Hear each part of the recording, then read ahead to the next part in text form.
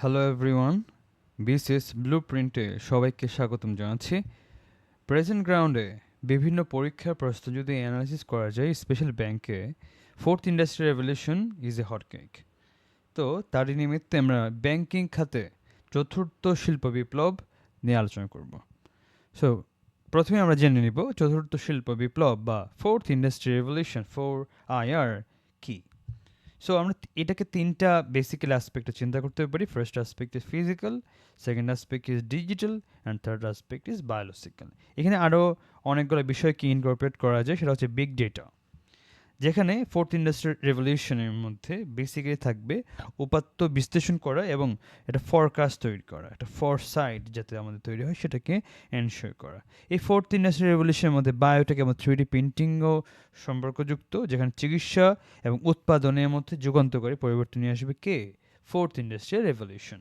এই fourth industrial রেভলিউশনের মধ্যে আমাদের যে সিদ্ধান্ত, যা একেবারে হিউম্যানের একটা বৈশিষ্ট্য ছিল সিদ্ধান্ত নেওয়া বা ডিসিশন মেকিং, এখানে কিন্তু মেশিন লার্নিং এবং আর্টিফিশিয়াল ইন্টেলিজেন্স এবং অটোমেশন খুব ভালোভাবে ব্ল্যান্ড হয়ে যাচ্ছে এবং আমাদের ডিসিশন মেকিংয়ে হেল্প করছে। এরপর হচ্ছে আইওটি, রিয়েল টাইম ডাটা সংযোগের ক্ষেত্রে ফোর্থ ইন্ডাস্ট্রি রেভলিউশন এর মধ্যে একটা পার্ট হয়ে দাঁড়িয়েছে এই বিষয়গুলি। সো মূল কথা হচ্ছে ফোর্থ ইন্ডাস্ট্রি রেভলিউশন হলো এমন একটি যুগান্তকারী পরিবর্তন যেখানে ভৌত, ডিজিটাল বা জৈবিক জগতের সীমারেখা একসাথে বিলীন হয়ে যাচ্ছে, যে সম্পূর্ণ সিস্টেমের জটিলতাকে বাড়িয়ে দিচ্ছে। অর্থাৎ আমরা আসলে সেপারেট করতে পারতেছি না যে which one is physical and which one is biological or digital. The aspects what we have in our world or in our the productive world or are blended together. Okay sir, so next স্লাইডে যাই। Banking খাতে fourth industry revolution প্রযুক্তির প্রায়োগিক ব্যবহার। AI এবং machine learning প্রয়োগটা কীভাবে? Fraud detection, banking খাতে fraud detection করার জন্য এবং ক্রেডিট রিস্ক অ্যানালাইসিসটা করার জন্য। লাইক একটা মানুষকে আমরা লোন দিব বা ক্রেডিট দিব, সেটা সে রিপেমেন্ট করার সম্ভাবনা কেমন তার হিস্ট্রিগুলোকে অ্যানালাইসিস করে, যাতে সে লোন ডিফল্টার না হয়, বিষয়টাকে এনশিওর করা। এটার মাধ্যমে যেটা হবে, দ্রুত এবং নির্ভুল সিদ্ধান্ত গ্রহণ করা সক্ষম হবে। তারপর হচ্ছে ব্লক চেইন, খুব ইম্পর্টেন্ট একটা বিষয়। ব্লক চেইনের ক্ষেত্রে ট্রেড ফাইন্যান্সিং অটোমেশন করা সম্ভব হবে। ফলাফল যেটা হবে, সাপ্লাই চেইনের মধ্যে একটা স্বচ্ছতা আসবে এবং যে এক্সপেন্স সেটা অনেকটুকু কমে যাবে। Cloud and API open banking, third party integration সম্ভব হবে এবং কোর ব্যাংকিং হোস্টিং। আমরা হোস্টিং সাধারণত দেখা যায় যে অন্য একটা পার্টি নিয়ে থাকি, বাট এই ক্ষেত্রে কোর ব্যাংকিং হোস্টিং নেওয়াটা সম্ভব হবে। ফলাফলে যেটা হবে, আইটি পরিচালনা ব্যয় অনেকটুকু কমে যাবে। ওসিআর এন্ড বায়োমেট্রিক, কেওয়াইসি এবং ডিজিটাল সিগনেচারের একটা প্রয়োগ দেখা যাবে। অর্থাৎ লোনের ক্ষেত্রে আগে তো ব্যক্তিগতভাবে সিগনেচার দেওয়া হতো অথবা টিপসই দেওয়া হতো, বাট এইটা থেকে আরও বেশি হচ্ছে যুগোপযোগী হচ্ছে আমরা যদি বায়োমেট্রিক নেই। এবং ওসিআর এর ক্ষেত্রে আমরা যেগুলো হচ্ছে রিডেবল ফাইল না, ওগুলোকে রিডেবল ফাইল হিসেবে ব্যাংকিং ক্ষেত্রে আমরা ইউজ করতে পারি। এর ফলে ম্যানুয়াল যে পেপার ওয়ার্ক ছাড়াই অ্যাপের মাধ্যমে তৎক্ষণাৎ অ্যাকাউন্ট খোলা, অ্যাকাউন্ট পরিচালনা করা সম্ভব হবে। নেক্সট স্লাইডে যাই। যে সনাতন পদ্ধতি বা চিরন্তন পদ্ধতিতে যে ব্যাংকিং যাবে হয়তো, সেটা একটু অ্যানালিসিস করি ফোর্থ ইন্ডাস্ট্রি রেভলিউশনের সাথে। It is important. সো ভৌত উপস্থিতি কেমন, যে ফিজিক্যাল ব্রাঞ্চ থাকতেই হতো, এছাড়া কোনো উপায় নেই। বাট এই ক্ষেত্রে ফোর্থ ইন্ডাস্ট্রি রেভলিউশনে ওপেন ব্যাংকিং বা মোবাইল ফার্স্ট অ্যাপের মাধ্যমে যে কোনো কিছু করা যেতে পারে, লাইক হচ্ছে নগদ, বিকাশ, রকেট। অর্থের মাধ্যম, কাগজে মুদ্রা সনাতন পদ্ধতিতে, ও ক্যাশ ম্যানেজমেন্ট এর জন্য উচ্চ ব্যয়, অর্থাৎ ক্যাশটাকে ম্যানেজমেন্ট করার জন্য আলাদা এমপ্লয়িদেরকে রিজার্ভ করা রাখতো, যেটার মাধ্যমে খুব একটা সমস্যার মধ্যে আমাদের কিন্তু পড়তে হয়েছে। সো বাট ফোর্থ ইন্ডাস্ট্রিয়াল রেভলিউশনের মধ্যে ডিজিটাল টাকা এবং 24/7 ট্রানজেকশন ইজ পসিবল। গ্রাহকদের পরিচিতি, ম্যানুয়ালি তাদের পরিচিতিগুলোকে হচ্ছে ভেরিফাই করা লাগতো, পেপার ওয়ার্ক থাকতো অনেক বেশি। বাট এখন ক্যারেক্টার রেকগনিশন মাধ্যমে আমরা এনআইডি জাস্ট একটা ছবি তুলবো এবং অটোমেটিকলি ওসিআর মাধ্যমে ওই মানুষটা কে, কেমন, তার চেহারা কেমন, তার বৈশিষ্ট্য কেমন, সব কিছু সম্বন্ধে একদম ভালো আইডিয়া পাওয়া যাবে। ঋণ যাচাইকরণ, দীর্ঘমেয়াদী ম্যানুয়াল যাচাই, একটা বড় মানুষকে আমরা ঋণ দিব অথবা একটা কৃষককে ঋণ দিব, আমাদের সোর্স কি ভেরিফিকেশন, তারা পাশের বাসার মানুষ। এখন পাশের বাসার মানুষ তো সর্বক্ষেত্রে তার ভালো কথা বলবে এমন কোনো কথা না, এমনও হতে পারে মানুষটা ভালো, বাট এআই যখন এখানে ইন্টিগ্রেটেড হবে তখন যেটা দেখা যাবে স্বয়ংক্রিয়ভাবে ডকুমেন্টের ভেরিফিকেশন করা যাবে এবং সে মানুষটারও ভেরিফিকেশন করা সম্ভব তার প্রিভিয়াস হিস্ট্রিগুলোকে অ্যানালাইসিস করে। সো এই ক্ষেত্রে কোভিড-19 একটা অনুঘটক হিসেবে কাজ করেছে এবং এটা একটা ইতিবাচক প্রভাব আছে। দেখি কিভাবে ক্যাশলেস পেমেন্ট বৃদ্ধি পেয়েছে কিউআরের মাধ্যমে। আমরা বাংলা কিউআর ইউজ করি, আমরা বিকাশের নগদের রকেটে কিউআর ইউজ করি কোডের মাধ্যমে, এবং কার্ড পেমেন্ট আমরা হচ্ছে পস মেশিন আছে, পস মেশিন, সো সেই পস মেশিনের মাধ্যমে যে আমাদের যে ট্রানজ্যাকশন তা বেড়ে যায়, এবং virtual corporate governance, AGM, board meeting, এজিএমদের সাথে মিটিং এবং ট্রেনিং সেশনগুলো ভার্চুয়ালি হয়। এর কারণে যে ব্যাংকের যে পরিচালনা ব্যয় তা অনেকটুকু হ্রাস পেয়ে যায়। এজেন্ট ও মোবাইল ব্যাংকিং, প্রত্যন্ত অঞ্চলে দ্রুত আর্থিক অন্তর্ভুক্তি এবং সরকারের সামাজিক নিরাপত্তা ভাতার সরাসরি বিতরণ করা সম্ভব হচ্ছে এই ফোর্থ ইন্ডাস্ট্রি রেভলিউশনের মাধ্যমে। যে ব্যাংকিং ব্যবস্থা সৃষ্টি হয়েছে সেই ব্যাংকিং ব্যবস্থার জন্য। সো ফোর্থ ইন্ডাস্ট্রি রেভলিউশন প্রযুক্তিগুলো মহামারী চলাকালীন ব্যাংকিং খাতকে স্থবিরতার হাত থেকে রক্ষা করেছে এবং নতুন উদ্ভাবনের পথ তৈরি করেছে।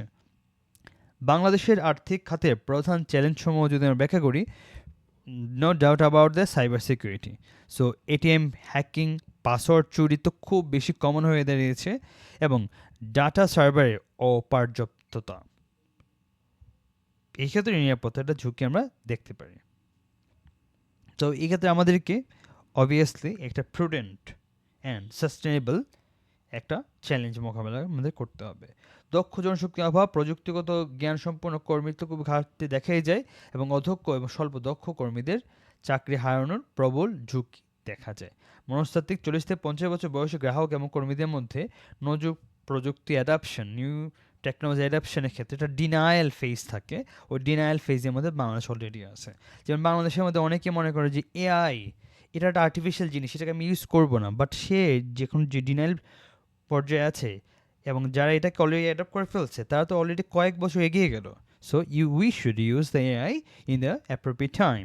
সো ডিজিটাল বৈষম্য কি? ডিজিটাল ডিভাইড, গ্রামীণ এবং প্রান্তিক জনগোষ্ঠীতে নিরবেচ্ছ ইন্টারনেট এবং প্রযুক্তির অভাবের কারণে আমরা তো আরবান রিজিয়নে খুব সহজের মধ্যে এই বিষয়গুলো ক্যান্সেল করতে পারবো, but what about the rural environment? So এইসবগুলোকে আমাদের চ্যালেঞ্জের মোকাবেলা করতে হবে।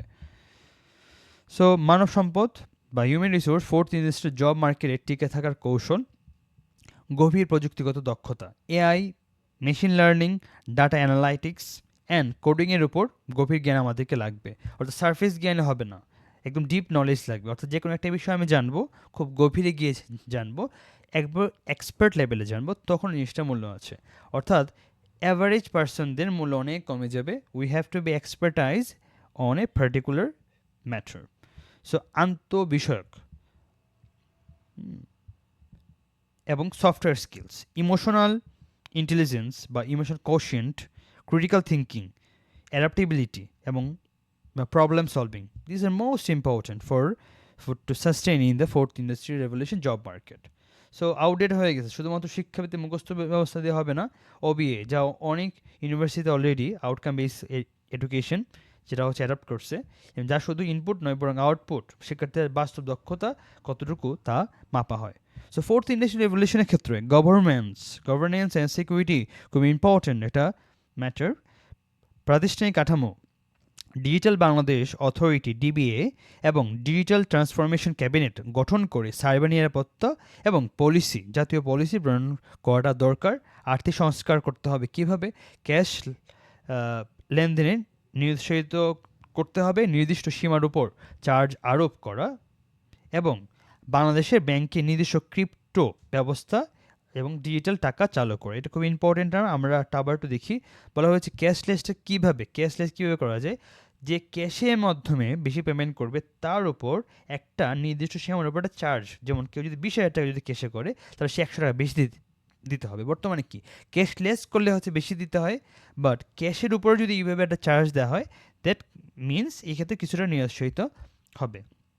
এবং ইন্ডিয়াতে আমরা যেটা দেখি ইউপিআই এর মধ্যে transaction bank to bank transaction কিন্তু কোনো টাকা কিন্তু দিতে হয় না। আর বাংলাদেশে মধ্যস্বত্ব বিভিন্ন অর্গানাইজেশন বিকাশ বলি নগদ বলি তারা কিন্তু এটা ভালো চার্জ কেটে নেয়, এটাও আমাদের একটা কনসার্নিং ম্যাটার হতে পারে। এবং এটা ক্রিপ্টোকারেন্সি তো আসলে এটা বাস্তবতা, এটাকে তো না করার মতো কিছু নেই। এখন বাংলাদেশ কীভাবে ক্রিপ্টোকারেন্সিকে অ্যাডাপ্ট করবে, it is a matter of the concern of our government and the bank authority. So cross sector digitalization, mortgage যে যাচাইয়ের জন্য ভূমি ব্যবস্থাপনা বা নাম যে সম্পূর্ণ ডিজিটালাইজ করা এবং ওপেন ব্যাংকিং এপিআই নীতিমালা তৈরি করা। অর্থাৎ মর্গেজ যে যেটাকে দায় রেখে মানুষ লোন নেয় সেটাকে সাধারণত আমরা মর্গেজ বলি। তো এটার জন্য যাচাই করার জন্য একটা নাম যেটি থাকাটা খুবই দরকার। সো সো ভবিষ্যতে কৌশলগত রূপরেখা বা strategic roadmap for the future first step হবে ভৌত এবং ডিজিটাল অবকাঠামো, দেশব্যাপী উচ্চগতি ইন্টারনেটটা এনশিওর করতে হবে এবং নিরাপদ ডাটা ট্রান্সফার এবং ক্লাউড ইনফ্রাস্ট্রাকচার তৈরি করতে হবে। কারণ আমরা আমাদের যে নিজস্ব ডাটা স্টোরেজ ব্যবস্থা তা তো আসলে নিজস্ব না, আমরা ইউএসের মধ্যে বিভিন্ন ডাটা স্টোরেজ কোম্পানির মধ্যে আমরা ডাটাগুলো আমরা স্টোর করে থাকি, যেটা আসলে সময় সেফ না। আমাদের সাইবার সিকিউরিটির জন্য জিনিসটা দরকার, আমাদের নিজস্ব ডাটা সেন্টার থাকা এবং ক্লাউড ইনফ্রাস্ট্রাকচার থাকা। সো সক্ষমতা বৃদ্ধি ওবিএ মডেলের মাধ্যমে আমাদের ইউনিভার্সিটিতে যারা স্টুডেন্টস আছে তারা যাতে আউটকাম বেস লার্নিংটা যাতে অ্যাডাপ্ট করতে পারে বিষয়টাকে দেখা, এবং পিপিপি পাবলিক প্রাইভেট পার্টনারশিপ, সরকারি ও বেসরকারি খাতের যৌথ বিনিয়োগে ফিনটেক বা ফিনান্সিয়াল টেকনোলজির ইকোসিস্টেমটাকে বিকাশ করতে হবে, এটা কোনো ব্যত্যয় করা যাবে না। ইউনেস্কো এবং G20 যেসব দেশগুলো আছে এগুলোর মাধ্যমে ডিজিটাল ইকোনমি ইনিশিয়েটিভের সাথে নতুন নীতির যে পরিবর্তন করতে হবে, কাদেরকে ইনকর্পোরেট করতে হবে, ইউনেস্কোকে, G20 কান্ট্রিজগুলোকে। সো উপসংহারে আমরা লাস্টে বলতে পারি যে একদিকে টিকে থাকা ও প্রবৃদ্ধি, অন্যদিকে অর্থনৈতিক স্থবিরতা। সো ডিজিটাল রূপান্তর কোনো ঐচ্ছিক বিষয় নয়, এটি টিকে থাকার একমাত্র উপায়। ফোর্থ ইন্ডাস্ট্রিয়াল রেভলিউশনকে আলিঙ্গন করতে ব্যর্থ হলে ব্যাংকিং খাত বৈশ্বিক প্রতিযোগিতা থেকে ছিটকে যাবে এবং অর্থনৈতিক স্থবিরতার সম্মুখীন হবে। সঠিক প্রযুক্তি, দূরদর্শী নীতিমালা এবং সাইবার নিরাপত্তা সমন্বয় পারে বাংলাদেশের জন্য একটি অন্তর্ভুক্তিমূলক এবং টেকসই, inclusive and sustainable digital economy নিশ্চিত করা। সবাইকে ধন্যবাদ BCS ব্লুপ্রিন্টের এই নিবেদনটাকে শোনার জন্য। If you like this video, please subscribe and I will see you on the other side. Thank you.